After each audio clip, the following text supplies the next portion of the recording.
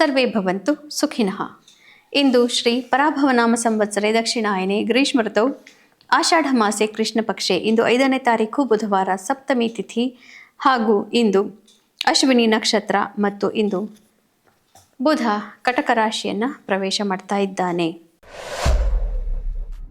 ಮೇಷರಾಶಿಯವರಿಗೆ ಇದರಿಂದ ಅತ್ಯುತ್ತಮವಾದಂತಹ ಫಲ, ಮನಸ್ಸಿನಲ್ಲಿ ನೆಮ್ಮದಿ, ಮನೆಯಲ್ಲಿ ನೆಮ್ಮದಿ, ಆಸ್ತಿಪಾಸ್ತಿ ವಿಚಾರಗಳು, ಕೋರ್ಟು ಕಚೇರಿ ವ್ಯವಹಾರಗಳು ಎಲ್ಲದರಲ್ಲೂ ಕೂಡ ನಿಮಗೆ ಈಗ ಪರಿಹಾರ ಪ್ರಾಪ್ತಿಯಾಗಿ ಅತ್ಯಂತ ಸುಖವನ್ನು ನೀವು ನೋಡ್ತೀರಿ. ವೃಷಭ ರಾಶಿಯವರಿಗೆ ತೃತೀಯದಲ್ಲಿ ಬುಧ ಬಂದಿರೋದ್ರಿಂದ ನಿಮ್ಮ ಆತ್ಮವಿಶ್ವಾಸದಿಂದ ನೀವು ಆಡುವಂತಹ ಮಾತುಗಳನ್ನು ಬೇರೆಯವರು ಅಹಂಕಾರ ಅಂತ ಭಾವಿಸಬೇಕಾಗಿ ಬರಬಹುದು. ಹೀಗಾಗಿ ಅದರಿಂದ ನಿಮಗೆ ತೊಂದರೆ ಆಗಬಹುದು. ಹೀಗಾಗಿ ವಿನಯಪೂರ್ವಕವಾಗಿ ನಿಮ್ಮ ಆತ್ಮವಿಶ್ವಾಸವನ್ನು ಪ್ರಕಟ ಮಾಡಬೇಕು. ಬಂಧು ಬಾಂಧವರಲ್ಲಿ ವೈಮನಸ್ಯ ಬರದಂತೆ ನೋಡಿಕೊಳ್ಳಬೇಕು. ಮಿಥುನ ರಾಶಿಯವರಿಗೆ ಉತ್ತಮವಾದಂತಹ ಗೋಚಾರ. ಮನೆಯಲ್ಲಿ ಕುಟುಂಬದವರೊಡನೆ ಬಹಳ ಸರಸ ಸಲ್ಲಾಪಗಳನ್ನು ಮಾಡಿಕೊಂಡು ಬಹಳ ಮನಸ್ಸಿಗೆ ನೆಮ್ಮದಿಯನ್ನು ನೀವೀಗ ನೋಡಬಹುದು.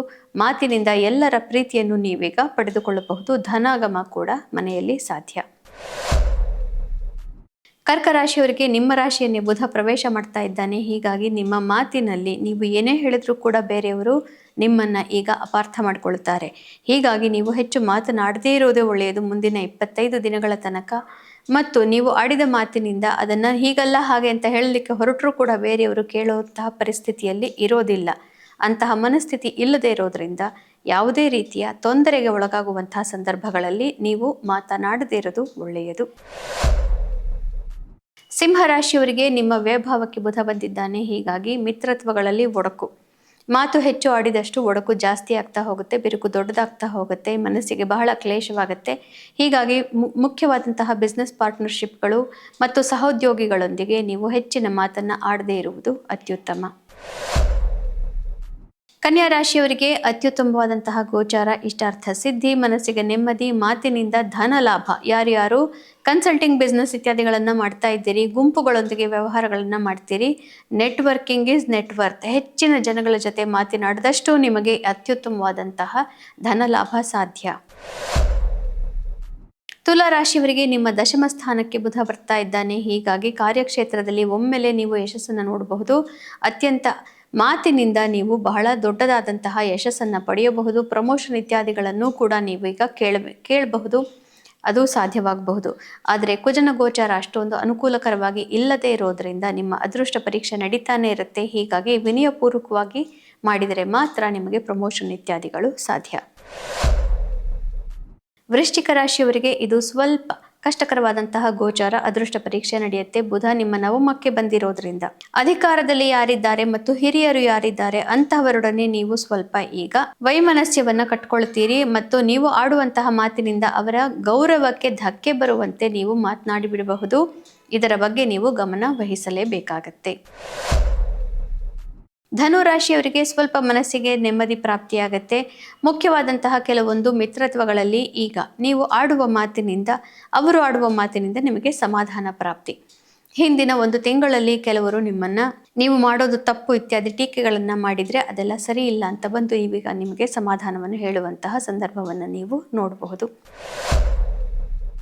ಮಕರ ರಾಶಿಯವರಿಗೆ ಇದು ಕಷ್ಟಕರವಾದಂತಹ ಗೋಚಾರ. ಪಾರ್ಟ್ನರ್ಶಿಪ್ ಇರಬಹುದು ಅಥವಾ ನಿಮ್ಮ ಕಾರ್ಯಕ್ಷೇತ್ರದಲ್ಲಿ ಮಾತಿನಿಂದ ತೊಂದರೆಗೆ ಒಳಗಾಗುವಂತಹ ಸಾಧ್ಯತೆಗಳು. ಹೀಗಾಗಿ ಹೆಚ್ಚಿನ ಆರ್ಗ್ಯುಮೆಂಟ್ ಬೇಡ. ನಿಮಗೆ ತಿಳಿದಿರುವಂತಹ ವಿಷಯದಲ್ಲಿ ನೀವು ತಲೆ ಹಾಕುವುದು ಬೇಡ.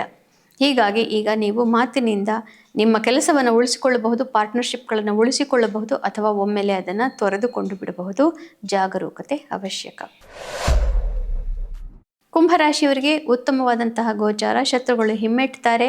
ಮಾತಿನಿಂದ ಬಹಳ ಪರಾಕ್ರಮ ರೀತಿಯಲ್ಲಿ ನೀವು ಎಲ್ಲರನ್ನೂ ಗೆಲ್ಲಬಹುದು. ಮತ್ತು ಯಾರ್ಯಾರು ಬರವಣಿಗೆಗಾರರಿದ್ದೀರಿ, ಇಮೇಲ್ ಇತ್ಯಾದಿಗಳನ್ನು ಕಳಿಸಿಕೊಂಡು ಕೌನ್ಸಲಿಂಗ್ ಇತ್ಯಾದಿಗಳನ್ನು ಮಾಡಿಕೊಂಡು ಮಾತಿನಿಂದ ಬರವಣಿಗೆಯಿಂದ ಯಾರು ಉದ್ಯಮವನ್ನು ಮಾಡ್ತಾ ಇದ್ದೀರಿ ಅಂಥವರಿಗೆಲ್ಲರಿಗೂ ಇದು ಅತ್ಯುತ್ತಮವಾದಂತಹ 22 ದಿನಗಳನ್ನು ನೀವು ನೋಡ್ತೀರಿ. ಮೀನರಾಶಿಯವರಿಗೆ ನಿಮ್ಮ ಪಂಚಮಕ್ಕೆ ಬುಧ ಬರ್ತಾ ಇರೋದ್ರಿಂದ ನಿಮ್ಮ ಬುದ್ಧಿವಂತಿಕೆ ಬಹಳನೇ ಹೆಚ್ಚಾಗುತ್ತೆ. ಮತ್ತು ಜೊತೆಗೆ ಗುರು ಕೂಡ ಅಲ್ಲಿ ಇರೋದ್ರಿಂದ ಅತ್ಯುತ್ತಮವಾದಂತಹ ಫಲವನ್ನು ಬುದ್ಧಿಗೆ ಸಂಬಂಧಿಸಿದಂತಹ ವಿಷಯಗಳಲ್ಲಿ ನೀವು ನೋಡ್ತೀರಿ. ಆಧ್ಯಾತ್ಮಿಕವಾಗಿ ಈಗ ಕೆಲವರಿಗೆ ಮಂತ್ರ ಜಪದಿಂದ ಸಿದ್ಧಿಗಳನ್ನು ನೋಡುವಂತಹ ಸಂದರ್ಭಗಳನ್ನು ನೀವು ನೋಡಬಹುದು. ಮೀನರಾಶಿಯವರಿಗೆ ಮೊದಲೇ ಸ್ವಲ್ಪ ಕ್ರಿಯಾತ್ಮಕತೆ ಬಹಳ ಹೆಚ್ಚು, ಕ್ರಿಯೇಟಿವಿಟಿ. ಹೀಗಾಗಿ ಯಾರು ಕ್ರಿಯಾತ್ಮಕವಾದಂತಹ ಉದ್ಯಮಗಳಲ್ಲಿ ಇದ್ದೀರಿ, ನಿಮಗೆಲ್ಲರಿಗೂ ಬಹಳ ದೊಡ್ಡದಾದಂತಹ ಮೈಲ್ ಸ್ಟೋನ್ ಅಥವಾ ತಿರುವು ಜೀವನದಲ್ಲಿ ಈಗ ಪ್ರಾಪ್ತಿಯಾಗಬಹುದು. ಆದರೆ ಹಣಕಾಸಿಗೆ ಅಥವಾ ದಾಂಪತ್ಯ ಅಥವಾ ಮಿತ್ರತ್ವಗಳಲ್ಲಿ ಅಷ್ಟೊಂದು ಒಳ್ಳೆಯದಾದಂತಹ ಸಂದರ್ಭಗಳನ್ನು ಈಗ ನೀವು ನೋಡೋದಿಲ್ಲ. ಕಾರ್ಯಕ್ಷೇತ್ರದಲ್ಲಿ ಮಾತ್ರ ಒಳ್ಳೆಯದನ್ನು ನೀವು ನೋಡಬಹುದು.